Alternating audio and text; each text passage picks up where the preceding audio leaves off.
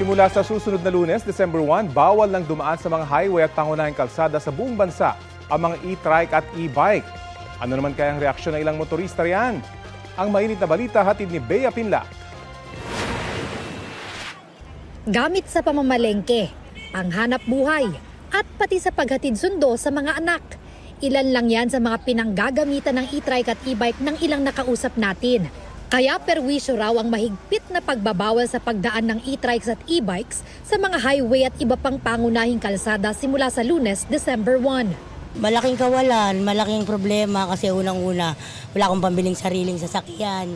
Ito, malaking luwag sa akin to. Kagaya ko na nagbi-business, nagtitinda. Perwisyo talaga po, talagang wala akong magagawa eh. Wala na kang kita, tapos magmumulta ka pa, di wala na. Dapat ang bawal yung mga namamasada. Hindi naman namamasada to eh. Pamamalengke lang sa panghatid ng mga bata sa school. Wala na, magugutom na kami ulit kasi wala yung hanap buhay. Kaya, sige lang, mas mura kasi to. Kaya panghanap buhay talaga namin.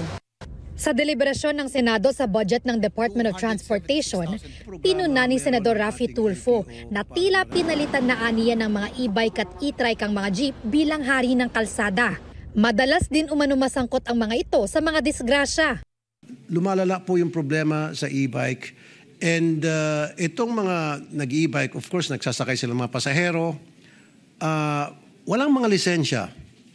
At of course, dahil hindi sila rehistrado sa LTO, wala din po silang mga insurance, third-party liability. So kapag sila po ay nakasagasa, then sorry na lang. Nag-commit po ang ating bagong LTO head, si Asika Lacanilaw, that by December 1, huhulihin na po lahat po ng mga e-trikes na nasa kalye. Kapag nagsimula na ang hulihan, automatic i-impound ng LTO at DOTR ang mga mahuhuling e-bike at e-trike.